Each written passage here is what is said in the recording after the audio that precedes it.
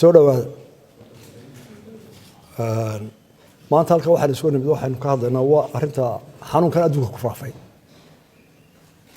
ee viruska ilaahay inooma keeno laakiin adduunka dadkii ku noolaa meel kasta jooga adduunka dacalkiisa warwar buu ku abuuray iyo cabsi taa caalamkaynu kala mid nahay cid waliba itaalkeed iyo taladeed iyo ismaqalkeed ay kaga diyaargarowday inaguna taa adduunkaynu kala mid nahay ilaahay mahadii maanta dalkeenna wax uduruhu ka jira ma jiro saaka shalay ayaa tijaabada dadka wixii la baaray tiradooda aan idiin sheegi doonaa muddo ilaa maalintii aynu samaynay taxadirka ee airbortka aynu tagnay aynu goobaha dalka laga soo galay ee waaweyn dalkeenna meelo badan baa laga soo gala xuduud weyn baynu leedahay waddo waliba way furantay laakiin meelaha socodku u badan yahay marka la qiyaasay ayay wasaaradda caafimaadku waxay geysay in la kantaroolo xumadda loo filaayo ciddaas inay cudurkaa qabto oo adduunka o dhan u istaandara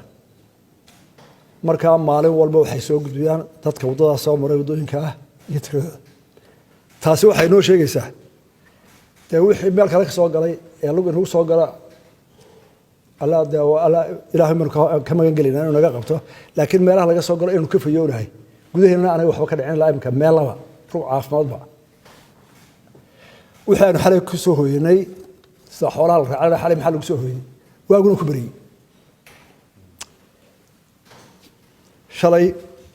maqribkii wuxuu noogu dhacay tukaraq waxaa la baaray oo soo maray 109 qof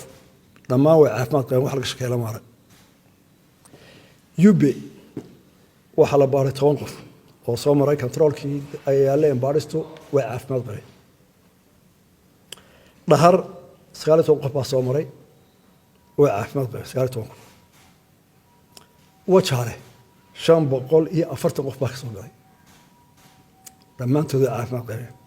wax laga shakeeyo lagama arag berbera waxaa ka soo galay 19 qof oo u badan kuruuga maraakiibta baajar kama soo gelin way caafimaad qabeen markii la baaray lowi caddo 130 qof baasan jara wax laga shakeeyo lagama arag cigaal airport waxaa ka soo galay 262 qof wax laga shakeeyo lagama arag tiradaas shalay galabtii waago gobolku noogu dhacay ilaa imikana wixii soo maray xadka jooga tiradoodii waa la soo tabinayaa weli wax shaki u kaysa mahayno taxadirkaa waxaynu saa oranahay inuu isugu xidhno warkaa ilaa goobta ilaa madaxtooyada ilaa wasaaradda dee dalankii wuu nagu soo dhawaaday marka cabdisabiin hore lagu sheegay dalkeennu isu furan yahay cabsiban wada qabnaa waan iska wada eegaynaa arrinta marka ilaahay mahadii waa nabad qabnaa waxaan soo qabnaa warwar adduunka oo dhamana qabo gobolkeena ka soo dhawaaday doorto waxaan magacaabay 5 wasiir oo hogaaminaya arrinta oo shaqo qaran 5 wasiir oo kala asaagtiin oo hogaaminayso caafimaadku daakhiliga waxbarashada awqaafta iyo warfaafinta wasiirka daakhiligu dalka oo dhan iyo gobolada iyo degmooyinka saaka mas'uula marka haddii loo baahdo talaabo in la qaado culayska weyn isagu saarmaya amnigiina isaga haya wasiirka awqaafta dadka inta u badan ee warka gaarsiisa ee culimo leh ee masaajid leh ee waxyeelana isaga isgaarsiintooda laga raba inay wasaaradda caafimaadku isagana hawshaa u dirto uu furiyo wasiirka waxbarashada waxaa hayaa in ku dhow 600 oo kun oo arday 500,000 arday dadka u badan buu haya oo ku xiraysan meelo xidhan ardaydana kaasada qaar bay 80 wada fadhiistaan boodhinaa jira tiro badan oo laga yaaba habeenkii inay 50 meelood seexdaan xilkoodii baa saaran waxaa kaloo inoo xiraysan maxaabiistii oo meelkooda xirsan oo u baahan in la ilaaliyo inaan cudurka u tallaabin waxaa la mid ah dadka dhakhaatiirta ku jira ee buka oo u nugul oo u baahan in la ilaaliyo waxa u baahan ciidamadii oo xiriir ku jira oo u baahan in la ilaaliyo intaaba waxa ka badan inta qayasha in farishtiisa ku timaada in warso hayn oo u baahan inay isticmaalaan adduunka oo dhamay wuxuu isku raacay malaha dawo lagu daweeyo ee waa laga hortagaa istabiska leeyahay laga hortago waxa ugu horeeya in meelaha lagu soo ururiyo la daayo ururka la joojiyo caalamka oo dhan isku raacsan inagu meelo badan ururkooda waxa ku jirta nolol maalmeedkeena saylada xoolaha shaqaalaheena u badan iyagu tagaa suuqyada wax lagu iibiyo ee khudaarta iyo cuntada iyo lagu iilow kala adeegtana dadkeena inta u badan iyadoo shaqo tagaa oo ka maarmi karaa haddaba waxa loo baahan yahay kamaaran waagi nolosha iyo caafimaadka saynu ilaalinay in la iswaafajiyo waxaan doonayaa inaan u sheego ummadda Soomaaliland iyo dadka oo dhan wixii deganba inaynu maanta ku soconayno awaamirta wasaaradda caafimaadka cid kale amar kama bixin karto cid kale kama warrami karto anigoo madaxweynaha waxaan raacayaa amarka uu isiiyo dhakhtarka u hadlay wasaaradda caafimaadka istaag taagno goorana ku xidhan waan aqbalaya cid ha salaamin waan aqbalaya kama hadli kartid waan aqbalaya wasiirku tiisu raacaya jananku tiisu raacaya saxafigu tiisu raacaya ninka baayacmisharkii toodu raacaya sidaa waxa ku jirta danteena saa nabad galo laga bilaabo imika maalin walba guddigan waxay soo saaraysaa war isugu jira wargelin waano iyo haddii loo baahdo amar iyo haddii loo baahdo in tallaabo sharci laga qaado ciddii fulmaya oo ku saabsan uun caafimaadka duruufo adag baynu ku jiraa dadkeenna boqolkiiba waxaa laga yaabaa 60 magaalooyinka jooga quutal maalmeedka waa shimbirahoo kale way ka lahaan diyaar saaqiya fataax sayladu tagaa suuqyada kale u tagaa wuxuu la soo noqon soo hida marka si dawladda waaweyn wada shaqeeya kayd kale wuxuu yaaleen dees mooda xir karo laakiin waan warti qaadana marka haddii alla ilaahdo talaabooyinka saano soo socda iyagu maanta laga bilaabo sibay u hawlgalayaan goboladana oo laga soo inay degmooyinkan waxaanu diyaarinaynaa meel dadka lagu karantiimeeyo 60 magaalo ee waaweynba xadkeena dheer meelaha la tagi doona meelaha la isla ugu dad badan yihiin waxaan u dir doonaa caafimaad diyaarada badan ma lihin diyaaradaha yimaada waxa ugu badan taargisa timaada ee baashir kasta inta ka soo gada xuduuda ka badan dadka Itoobiya laga soo qaado 100 ama 200 bay soo qaadaan waa arkaysan wajaala ka xoogay wajaala 500 ee soo galay 200 ka soo degay barku ay urursan yihiin waa la ururin karaa aw la qaban karaa marka waxaanu haynaa xad la wicado ilaa ay ceelaayo oo boosaasagteeda barsaw raaxadka halka ka wareeg boo hada dhaaf ka soo wareeg xadka xeebta dib ugu noqon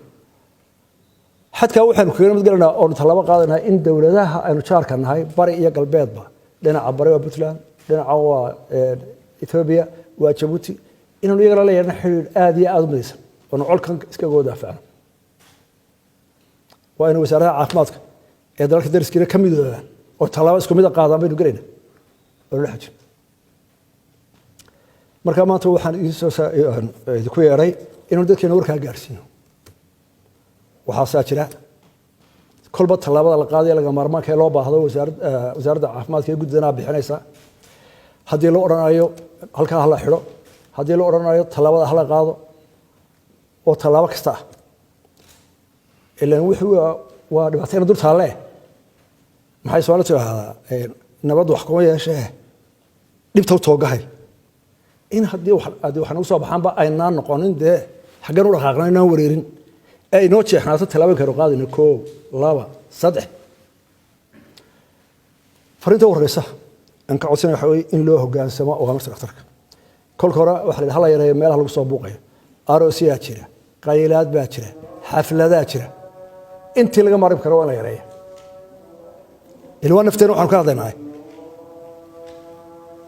taa marka la yeelo waxa gaalaha ku xiga ee la sheegay in wada ognahay faraxal leh iminka aniga dhakhtarka waxay siinayaan maalmahan ay iga wareeriyeen waxaan ahay dadka markay ama hadlayaan ama meelaha joogaan farahooda meel dhaqdhaaqa badan sanka idhaahda hayso inta maa tahan baa laygu yidhi waa tay ugu dhib badan meen xaadaba gacmaha idin kale waa la siinaya amarka anigu amray la hadhan wejigaa ha u dhaweyna gacmaha idina wada qabtaan amarkaa dhammaantiin waynu wada qabnaa dee amarkaa ilaa caafimaadkaa ku xidhane marka dadka gacmaha dhaqdhaqaaq badan anoo kale dee waa mar walba xusnaad dhaqaajin muraadii hadda ka baxaysa xagga ka qabo marka ama raacankaasoo shakhsiyan ugu soo socday waysbaa intaa waxaan dhaafay laba qolo ayaan fariintaa usii mareen maanta u soo baxay mid waa culimmadu warka ay dirayaan waa in mudooba dad baa waxay idhaahdaan cudurkan kuma dhaca muslimka gaaladu ma ku dhaca oo waa wax gaaladu inoo kaleeto waa hadar bini aadmigu waa isku mid cudurku wada qaada gaal iyo saabna wuu ku dhacay sina waa looga wada taxadiray oo waa laga wada hortegey markaa qofna ayaa lagu aaminsan cudurkan muslim kuma dhacay waa ciqaabe cudurkan dadka wada gaadhaaya si ha laga wada taxadiro dadka ka taxadirka ha loo wada sheego oo ha la wada maro culimmadu roolka ugu weyn ka qaato oo caqiide ahaan nadaafadda iyo islaalinta waqaayad inay waqaayadu ka wanaagsan ka dootaga ha u sheegaan waa la hayaa xadiis dhaba oo markii ay asxaabtiiba joogtay inuu ka dhacay shaam daacuun oo la yidhi cumar bin khadaab ha gelina ka soo noqo oo joog taas waa mid qolna waa saxaafadda maanta dalku ciidanka quru haysto ee cudurkaa wax ka qaban karaa ee dagaalkaa geli karaa waa saxaafadda iyo isgaarsiintu iyo muxuu ahaa social media dhammaantiin waxaanu ka midaysannahay waa naftaadii waxay dhakhtaradu inugu amraan sideeda u gudbiya iyo inaan gelinin maaragtay war aduu aad meel kale ka maqashay iyo jaridaad meel kale ka soo akhriday iyo dhakhtar aad la sheegtay wuxuu ku yidhi iyo waa inuu waxaynu mid ahaada wixii tale la hayo guddida loo keeno wixii feedback la hayo ee war malaa talabaad taanaan ku darro guddida lagu soo shubo saanu talada hayno ilaahay idinkii ilaahay wuu inaga badbaadin waxba inagu soo bixi maayaan laakiin iminka dalka waxaynu gelinaynaa digtooni boqolkiiba boqola digtooni boqolkiiba boqola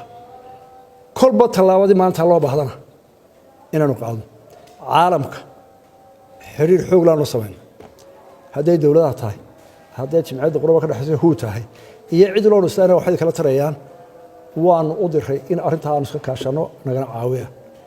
intaa waxaa ka weyn ducada ee bahay ilaahay baynu baryaynaa innagu ducada ilaahay baynu baryaynaa inuu ilaahay naga safta saaro masiibada adduunka ka dhacda maanta inoo tahay intaa waxaa ka dheer wuxuu keeni doonaa hoosu dhac dhaqaale oo innagana inoo keeni doonaa adduunka kala xidhan baa dhacaya diyaaradii waa taal joojinaayo baduhu ku yaraanaya isocodkaa yaraanaya labadii qof ee jaarkaa baa yaraanaya labadii qof ee saaxiibada ahaa waxda cuni jiray isku dhawaanaya baa kala durkaaya taa lafteeda qof wala waxaad sadee dhaqaalayso ummad waxaynu maalinta ahay laba dabka saarta weliba ragga mid qayra saaxiibadii la boodbooda mid ilo $10 maanta $20 dabku saara markaa kuwa haystoo taajira iyo ku faqiirabana aynu waxayna kaydsan aynu ku darro inaynu iskaalmayno mar haddii la kala xidhmay inteennii fuqarada ahayd way sii go'doomaysa markaa ka taajirka ah iyo koo waxaya iyo hanti qaran wixii la hayana ha la wadaago oo ha la isgaarsiiyo waxay ka mid tahay tallaabooyinka cusub ee inagu soo koray aad iyo aad baa mahadsantihiin ilaahayna ducaanu ka baryaynaa inuu inaga nabadgeliyo cudurka dhammaanteedna aanu midoono